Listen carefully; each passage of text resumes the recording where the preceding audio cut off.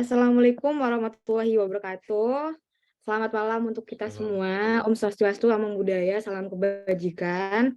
Terima kasih saya ucapkan untuk teman-teman yang sudah hadir pada kesempatan hari ini. Semoga kalian dalam keadaan yang sehat walafiat. Amin. Eh, Kemudian sebelum memulai sesi dari tim 2, izinkan kami memperkenalkan dahulu.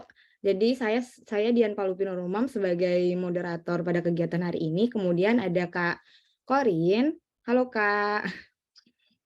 Kemudian juga ada Kak Aziz dan juga kemudian ada Kak Bobi. Jadi Halo. jadi kita semua dari tim 2 akan mempresentasikan tentang impact measurement. Jadi aku izin untuk share screen ya teman-teman. Oke, bentar. Oke.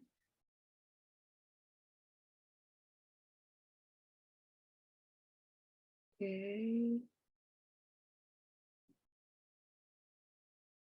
Nah, eh, jadi seperti yang saya jelaskan tadi, saya tidak sendiri dalam sesi ini. Jadi ada Mbak Korin, ada Mas Adis, dan juga ada Mbak Bobi. Dan agenda pada kegiatan hari ini tuh untuk membahas tentang impact measurement. Jadi pembahasan dari segi pengertiannya, terus ada bagaimana, kemudian ada kapan, dan bagaimana impact measurement itu dalam satu proyek seperti itu. Apa sih sebenarnya apa sih sebenarnya yang dimaksud dengan impact measurement? Jadi impact measurement itu teman-teman adalah pengukuran dampak dari sebuah proyek, bagaimana proyek itu membuktikan dan menunjukkan hasil dari sebuah program seperti itu. Dan apa ya? Jadi impact measurement itu apa ya? Pengukuran dampaknya yang apa ya? Untuk melacak dan men-tracking apa yang kita kerjakan atau aktivitas dan kegiatan yang telah kita apa ya? Aktivitas yang telah kita kerjakan dan untuk memantau dan mengartikulasi, jadi lebih ke apa ya? Ke hasil dan dampak, seperti contohnya itu kayak organisasi memberikan informasi tentang pendidikan makanan sehat kayak gitu. Nah, organisasi ini berupaya untuk meningkatkan kesadaran dari sebuah masyarakat tentang pentingnya pola makan dan mendukung perubahan dalam perilaku di masyarakat seperti itu. Sehingga orang orang akan lebih memilih makanan yang banyak dari segi banyak yang lagi fokus ke makanan yang unsur apa ya, nutrisi dan vitaminnya yang lebih bagus. Jadi lebih ke memilih makanan yang unsur buah dan kandungan sayuran yang lebih banyak seperti itu. Dan kemudian untuk sesi selanjutnya akan dibantu oleh Kak Bobi ya. Silakan Kak Bobi. Ajis dulu teh. Oh, Kak Aziz, silakan Iya. Kak Aziz. Oh iya. Terima kasih Mbak Dia atas kesempatannya. Nah, di sini saya akan membahas mengenai kenapa dan kapan kita menggunakan impact measurement. Karena saya senang cerita, saya menceritakan waktu pada saya mahasiswa, saya dipercayakan untuk membuat suatu proyek bernama Hari Susu Nusantara. Hari Susu Nusantara ini isu yang diangkatnya adalah eee, kurangnya konsumsi susu di masyarakat. Datanya ada pada BPS, lalu tujuannya adalah meningkatkan konsumsi, dengan bentuk kegiatan bagi-bagi susu yang indikatornya adalah terbagi susu 10.000 cup. Sayangnya setelah project ini beres dan dievaluasi, yang dievaluasi itu hanyalah bentuk kegiatannya dan, sudah tercapainya indikator atau tidak gitu. Tapi apakah project atau event ini berdampak terhadap meningkatnya konsumsi susu itu tidak dihitung. Itulah kenapa pentingnya impact measurement pada suatu project atau event untuk mengukur seberapa jauh atau seberapa besar pengaruh dari suatu project, seperti itu. Next, Radian.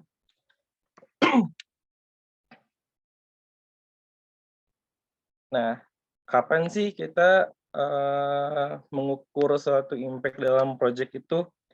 Kalau dari siklus project-nya sendiri itu kan kita bikin ide, terus bikin latar belakang masalah, terus solusi atas latar belakangnya, dan membuat event yang bisa menjawab solusi tersebut gitu. Lalu di akhirnya itu dilakukan project evaluasi. Nah, biasanya si impact measurement ini tuh dilakukan di dalam akhir project gitu. Walaupun sebenarnya jika si project ini bentuknya jangka panjang dan berlanjut, itu bisa dihitung impact measurement itu dalam mingguan, per quarter, per 3 bulan misalnya, atau per tahun, seperti itu. Eee, untuk materi selanjutnya mengenai bagaimana akan dilanjutkan oleh Kang Bobi, kepada Kang Bobi dipersilahkan. Baik, terima kasih banyak. Boleh next selanjutnya Mbak Dian. Nah ya, jadi dalam menyusun impact dari sebuah project itu, pertama kita butuh input yang terdiri dari tim, orang-orangnya juga, dan juga kapasitas dari orang-orang tersebut. Kemudian setelah terkumpul, kita akan membuat export di tahapan output, dan juga dari tahapan output juga kita harus melihat hasilnya di outcome, dari OKR, dan juga matriksnya. Boleh slide selanjutnya, Mbak? Nah, jadi input itu apa yang kita punya dari mulai sumber daya dan juga investasi. Kita harus mengkalkulasikan semuanya, mulai dari budget dan juga asetnya seperti itu. Kemudian outputnya juga hasil dari kegiatan yang kita lakukan dalam mencapai sebuah outcome gitu. Misalnya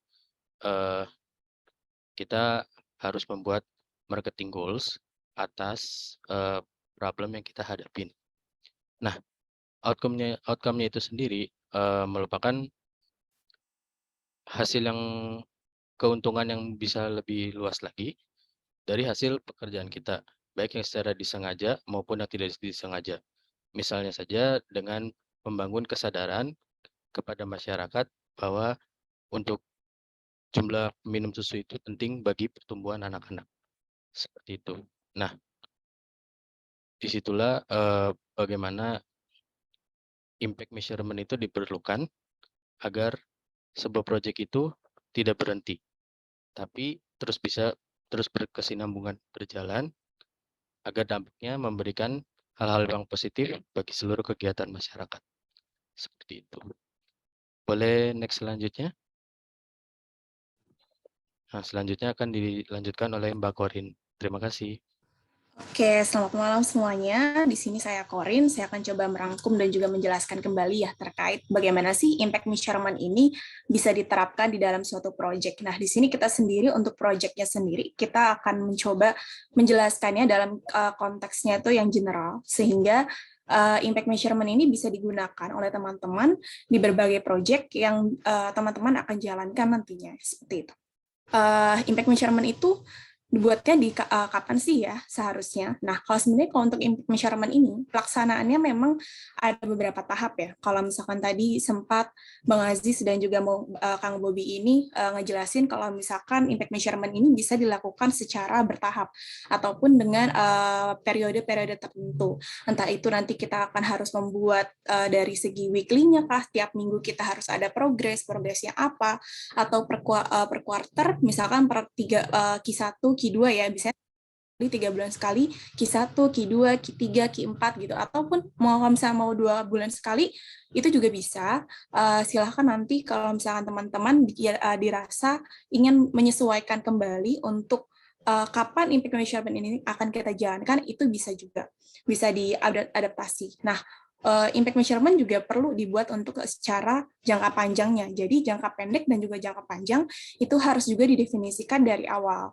Nah, sebenarnya untuk menentukan dari indikatornya, itu seperti sudah dijelaskan oleh Kang Bobi ya, bahwa dan juga Kang Aziz, tadi ada cycle-nya project, bahwa dari awal tuh kita harus membuat idenya dulu. Setelah kita bikin idenya, kita tahu apa saja sih needs assessment-nya itu tuh kira-kira kita bakalan butuh apa aja. Terus nanti project-nya kita bakal ngasih apa, impact-nya apa. Nah, itu mulai di-define kan, kira-kira mau targetnya siapa, terus juga umur berapa, ada berapa orang, kita bakal ngasih intervensi apa. Nah, setelah kita memberikan intervensi atau proyek kita tereksekusi, kita harus juga memikirkan terkait impact measurement. Impact measurement ini yang akan saya bawakan adalah kita bisa loh mengcompare yang pertama dengan use secondary data. Jadi use secondary data ini kita bisa membandingkan dari data-data statistik yang sudah ada di daerah tersebut, bisa dibandingkan dari sebelum kita memberikan statistiknya, memberikan intervensi dengan setelah kita memberikan intervensi. Misalkan kalau misalnya kita memberikan proyek nih tentang kesadaran seksual ya, tentang pendidikan seksual, ada nggak sih penurunan tingkat kesadaran remaja ini terhadap pendidikan seksnya, ataukah ternyata ada penurunan dari angka menikah dini seperti itu. Nah, itu kan juga bisa ya sebagai impact measurement sebagai pertimbangannya. Nah, kita juga bisa melakukan impact measurement dengan cara kuesioner. Kita biasanya mungkin teman-teman sering banget lah ini ya mendapatkan kayak kalau kita habis melakukan penelitian ataupun kita sudah melakukan pelatihan-pelatihan, jangan lupa ya teman dulu nih surveinya gitu. Nah, ini juga biasanya dijelasin juga, kita bisa menggunakan itu juga, entah itu dari G-Form, dari online misalnya, terus kalau misalkan mungkin kalau di desa-desa mungkin juga jarang ya untuk bawa HP, mungkin internetnya juga sulit, kita juga bisa kuesioner itu secara form hard copy gitu. Nah, itu juga bisa diberikan. Nah, ternyata kalau misalnya kuesioner itu juga ada minusnya nih, kalau misalkan ternyata orangnya tersebut adalah orang-orang yang mungkin untuk usianya itu sudah cukup lanjut, terus habis itu nggak bisa baca. Nah, apa yang harus kita lakukan sebagai pemegang proyek? Nah, kita juga harus bisa mengetahui kira-kira si target kita ini tuh bisa nggak sih untuk mengisi kuesioner kita. Nah, kalau memang ternyata nggak bisa, kita harus apa? Nah, kita harus membuat langkah preventif juga. Jadi jangan serta-merta kita kayak ya udah pokoknya target ini tuh harus bisa gitu. Kita harus kejar gimana caranya biar kita bisa mengetahui impact-nya kita dari intervensi yang kita berikan atau project yang kita berikan itu apakah sudah impactful, udah memberikan kebermanfaatan atau belum. Nah, dengan caranya seperti apa? Kita juga bisa loh, kayak misalkan memberikan pertanyaannya, kita kayak wawancaranya. Mungkin ini lanjut ya di contohnya di step ketiganya ini, metode yang ketiga, kita bisa kayak memberikan pertanyaan-pertanyaan kepada target kita langsung, partisipannya langsung, dan untuk nanti hasilnya kita bisa menuliskannya lagi atau dibuat checklist dan lain sebagainya. Jadi di sini teman-teman bisa silahkan untuk semakin bisa dieksplor ya terkait metode-metodenya. Nah, yang keempat adalah terkait fokus group. Nah, di sini fokus grup ini teman-teman bisa disesuaikan, kita bisa nih buat bergabung bareng-bareng, ditanyakan kepada partisipan. Yang kelima adalah masalah observation. Apa sih yang di observation adalah terkait misalkan perubahan tingkat perilakunya. Nah, apakah ada perubahan atau tidak, seperti itu. Oke, next Mbak Dian. Nah, secara garis besar sebenarnya ini tuh bakalan ada di akhirnya itu impact measurement itu ada data kuantitatif dan juga kualitatif. Kalau kuantitatif berarti adalah hasil-hasil impact measurement yang bisa kita angkakan. Misalkan bagaimana para peserta ini datangnya, partisipasinya kayak gimana, terus habis itu dari hasil surveinya itu kan bisa juga dijadikan statistik ya. Jadi kalau kuantitatif nanti akan hasilnya seperti chart, diagram, statistiknya, presentasi, percentage-nya seperti itu.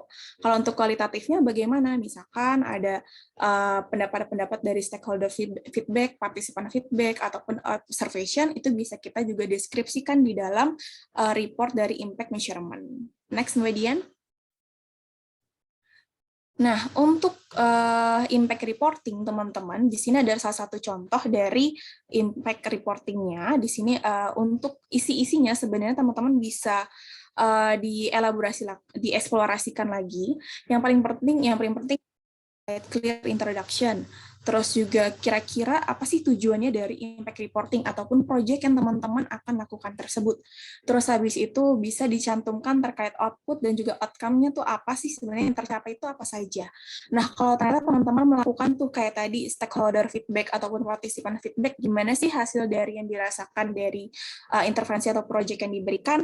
Nah, mungkin bisa ditanyakan juga bagaimana hasilnya dan juga kesimpulannya bisa dicantumkan di dalam situ.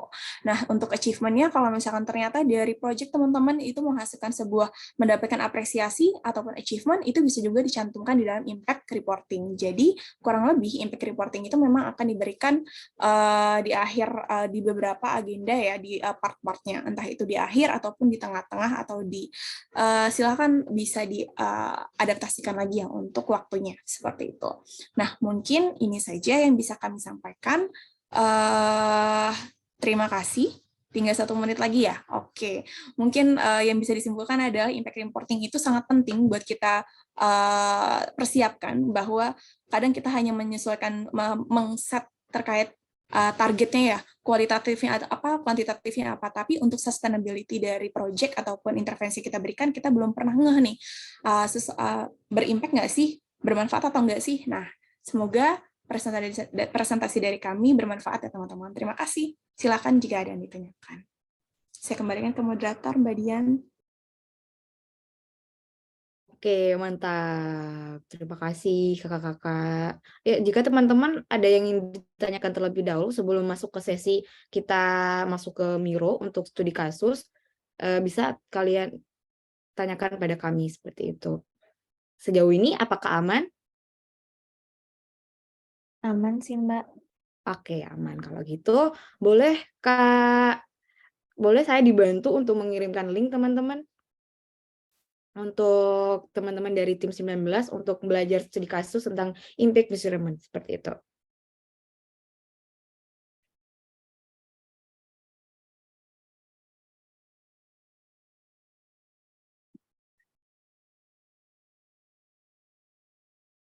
Oke.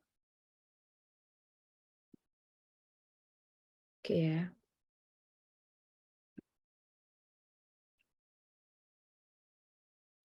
Oke, teman-teman bisa masuk ke link di sini ya.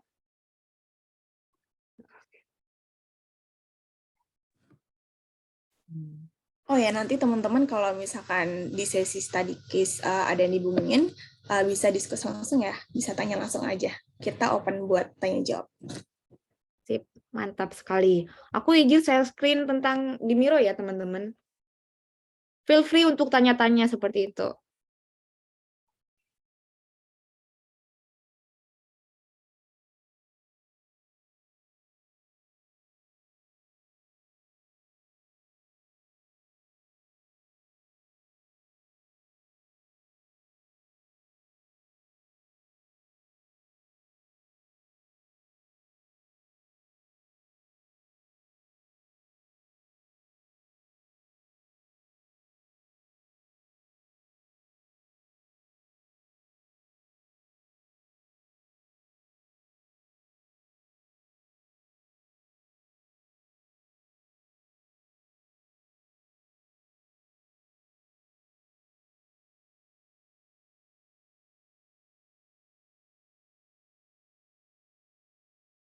Jadi ini udah beberapa orang yang udah masuk. Jadi studi kasusnya itu yang ini teman-teman. Jadi oke, saya kecilin dulu. Jadi jadi ini ada tim teman-teman bersama-sama memiliki usaha produk UMKM jenis makanan khas daerah. Terus produk dari teman-teman jika dari segi kualitas rasa sudah pas, namun penjualan dan distribusi produk masih sedikit dan hanya di beberapa wilayah terdekat. Pada tahun 2023, tim UMKM dari teman-teman menginginkan produk teman-teman bisa terjual dan dikenal di seluruh Indonesia. Hal ini hanya tentang keuntungan yang didapat, tetapi sebagian hasil penjualan akan dijadikan pengembangan daerah Anda. Tugas Anda saat ini adalah cobalah diskusikan dengan teman-teman Anda berkaitan dengan impact measurement sehingga dapat membantu mencapai tujuan yang diharapkan. Jadi teman-teman kalau mau diskusi juga, mau open mic juga nggak masalah teman-teman jika mau diskusi kayak gitu. Dan jika masih ada yang nggak dipahami, kita bisa membantu menjawabnya seperti itu kalau masih kebingungan.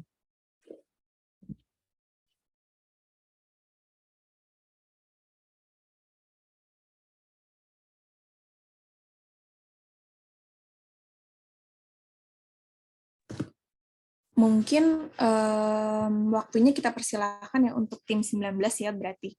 Terus Mbak Dian mungkin mau take down dulu aja. Mungkin dari tim 19 ada yang mau share screen sendiri, jadi biar lebih fleksibel ya ketika teman-teman mau ngisi ide-idenya masing-masing.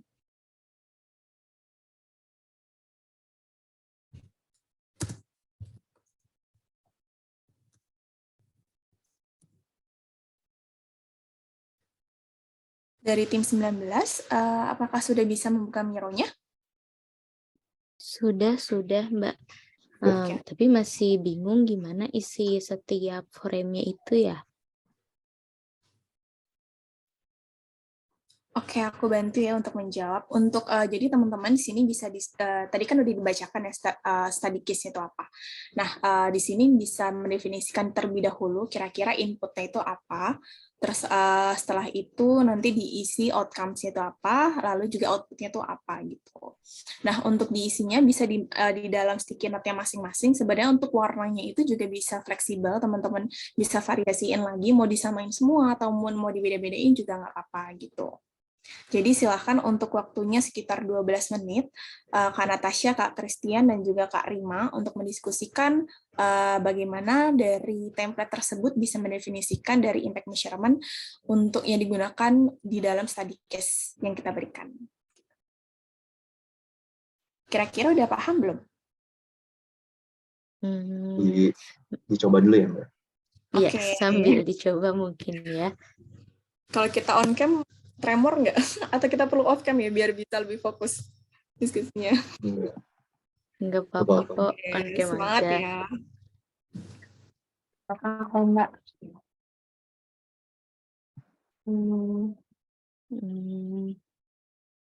Inputnya itu berarti sumber daya atau apa ya, Mbak? Ya, betul. Jadi input itu adalah sumber daya. Jadi kayak teman-teman dari people-nya, staff-nya, terus juga skill-nya, atau kekayaan khas dari daerah ya, kalau misalkan di dalam case tersebut kayak gitu. Bisa dimasukin ya sebagai input. Oh, jadi kita berarti nentuin masing-masing jenis kayak makanan daerah yang kita pengen gitu dalam. Bagaimana? Untuk daerahnya sih sebenarnya ceritanya nih teman-teman di satu tim 19 ini tuh di dalam satu daerah yang sama. Jadi dari instruksinya itu kan bayangkan teman-teman ini punya usaha nih UMKM gitu kan. Iya, benar. Jadi mungkin disepakatin dulu kali ya, mau dari daerah mana dulu kayak gitu. Nah, itu boleh. Ya, jadi biar bisa ini ya, satu frame gitu. Bayang. Kan makanan khas Bandung ya, Mbak ya. Gitu. Stok mangga. Ya. Berarti inputnya itu untuk kita menjalankan program ini ya, kayak mungkin dari finansialnya, dari timnya gitu ya. Ya, betul. Termasuk budgeting dan asetnya juga, Mbak. Budgeting. Ya. Berarti kan modal ya, data.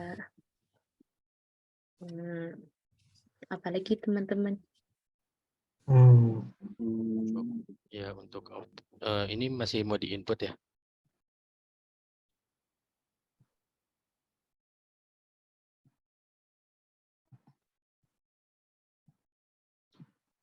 Kayaknya kalau input udah sih, Mas.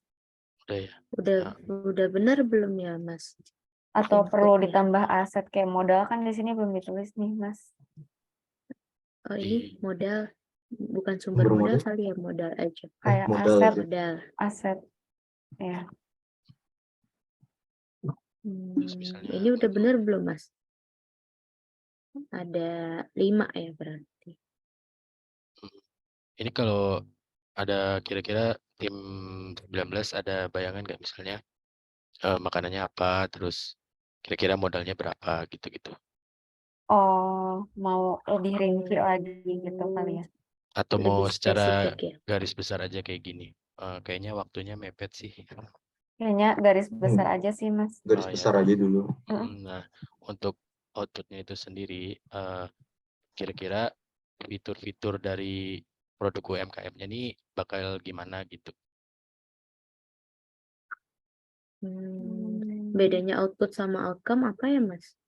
Nah ya, jadi kalau misalnya output itu tentang gimana sih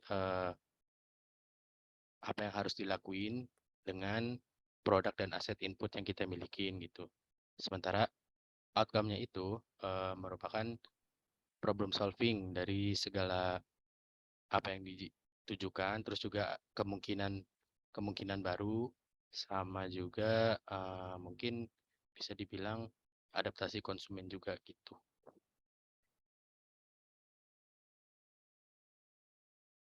Kan ini niatnya mau mengembangkan UMKM makanan ya, gitu ya.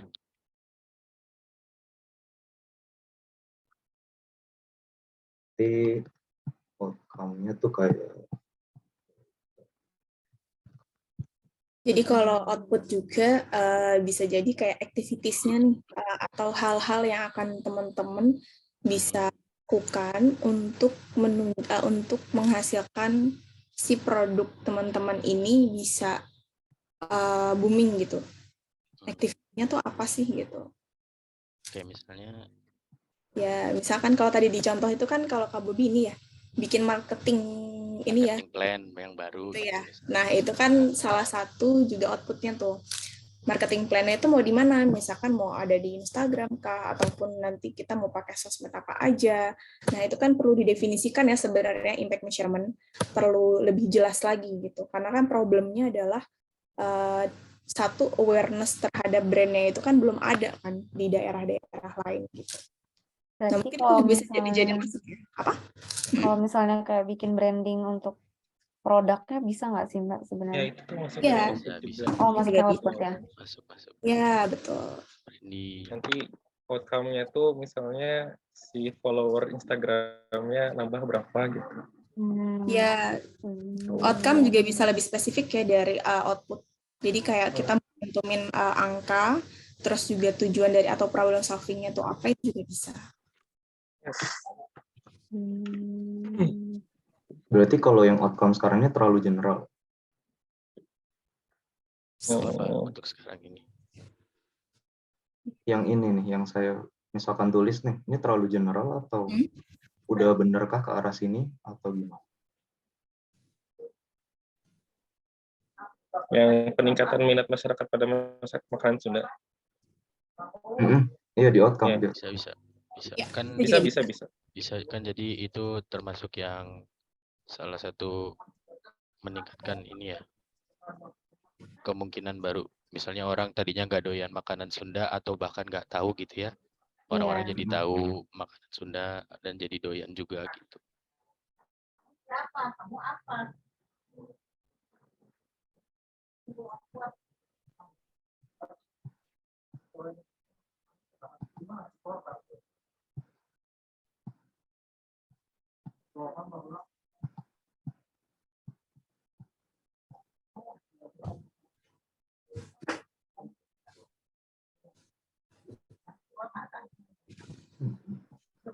Waktunya 2 menit lagi, Keng. Mungkin bisa menuju ke itu ya, yang paling bawah juga, yang weekly-nya itu kira-kira target mingguannya itu teman-teman bakalan ngelakuin apa sih? Dari yang tadi kan outputnya pengen nih ngelakuin brand awareness ya, brand awareness-nya, terus juga apa brandingnya, terus juga sama marketingnya itu. Kira-kira per minggunya itu mau ngapain, per 3 bulan itu harus target dapat apa, dan per tahunnya itu endingnya itu untuk mencapai si outcome-nya ini bakal apa gitu. Jadi kalau yang Berarti weekly isinya itu, maaf, kalau yang weekly itu berarti Oke. lebih ke aktivitasnya ya. Kalau ke quarterly itu lebih ke output selama 3 bulan itu, yang annually juga output per setahunnya ya. Betul sekali. Activity dan juga itu kalau bisa ada target ya, ibaratnya kayak per minggu berapa kali, per bulan berarti kalau dijumlahin harus berapa kali post sama reels-nya kah, sama di TikTok juga kah, atau berapa kali gitu. Nah itu perlu didefinisikan. Kalau mau Atau mungkin nanti mau kerjasama nih sama stakeholder, sama selebgram, influencer, itu kan juga bisa ya dimasukin sebenarnya untuk strategi. Nah, itu perlu di define juga ya di dalam sini.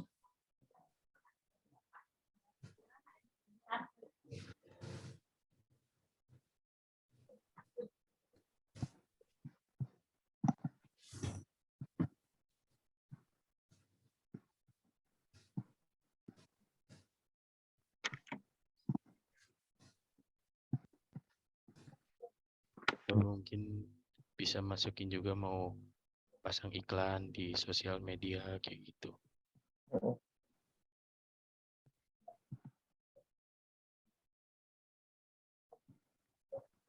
Kolaborasi.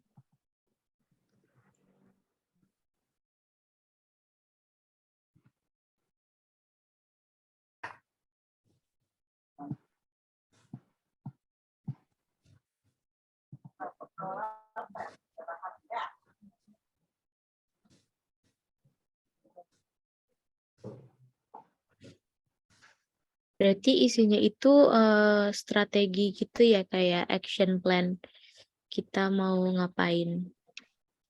Ya, dan ada Kayak ukurannya juga gitu. Satuannya kayak misalnya di sini tuh dari hasil post sama live TikTok tuh berhasil menjual berapa gitu kan. Kalau live TikTok sama live Shopee biasanya suka ada penjualannya berapa gitu. Atau enggak jumlah follower bertambahnya berapa gitu. Per minggunya, per 4 bulannya, per tahunnya berapa gitu.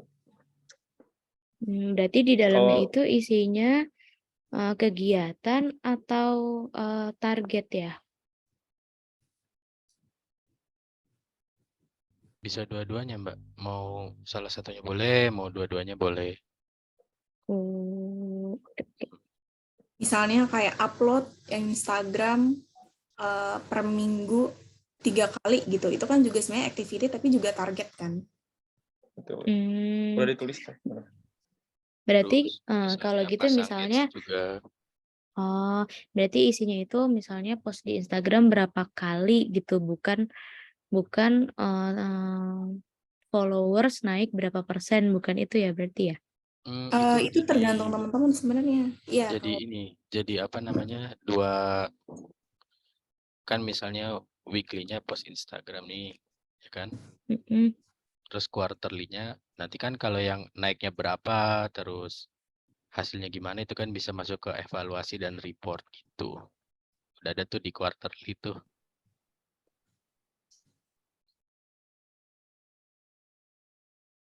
Oh, evaluasi. Berarti targetnya itu masuknya ke evaluasi ya, nggak ke sini ya? Enggak, ini kan maksudnya mau mingguan atau mau per 3 bulan atau per tahun, itu gimana nanti tim 19 gitu menentukan gitu.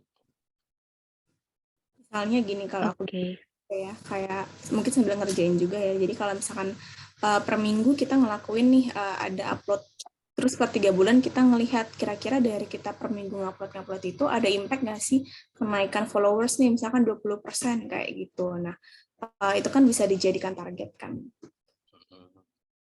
Terus pun kalau misalnya paid ads, iklannya dalam seminggu efektif enggak gitu, atau misalnya setelah dievaluasi selama iklan yang berjalan seminggu, ini kontennya kurang oke nih, nah kan bisa ganti konten gitu-gitu untuk iklannya sendiri juga.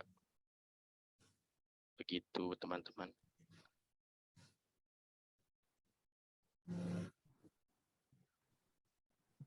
Dampak terhadap pengembangan daerah juga itu kan bisa di sentumin gitu di situ, yang misalnya yang di Annually gitu.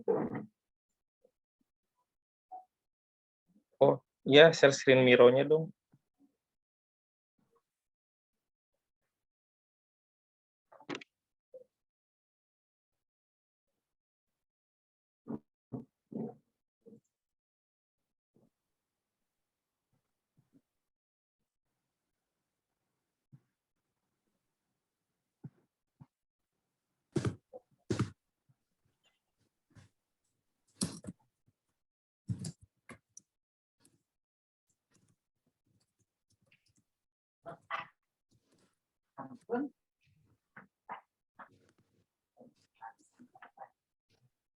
udah habis juga ya waktunya. Ya, tepat sekali. Tepuk tangan untuk kita semua teman-teman. Ya ampun. Karena kita memiliki keterbatasan waktu, jadi mohon maaf hanya durasi waktu yang bisa memisahkan kita seperti itu. Tapi sejauh ini paling tidak kita sudah tahu apa sih sebenarnya yang paling penting dalam sebuah program, dan dari perjalanan sebuah program itu harus ada step-step yang perlu kita kerjakan seperti itu, dan dengan kita mempelajari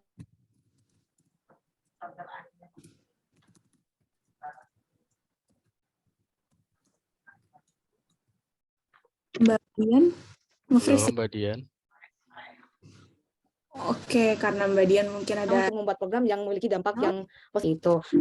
Saya ucapkan dan mohon maaf karena ada kejadian molor waktunya kayak gitu, dan selamat malam teman-teman. Malam, terima Selamat kasih. malam. Terima Makasih kasih. Mbak Dian, Mbak Korin, Ya, Mas sama-sama. Ajis, Mas Bobi. Sama-sama. Sama, kembali kasih. Sekarang tim 19 ya atau gimana? Langsung aja, Mas, atau gimana? Berarti satu record dan ini 2 grup gitu ya? Iya, boleh. Ini yang nge-record siapa kalau boleh tahu ya? Dari enggak, seharusnya Kang Christian juga bisa nge-record. Jadi Kang Bobi kalau bisa ini di stop record. Oh, sekarang aku Terus, stop nih ya. ya karena tadi kan kita udah selesai nih ceritanya kan. Oke, wait. Terus habis itu Kak Christian nanti start buat record. Aku stop nih ya. 1, 2, 3.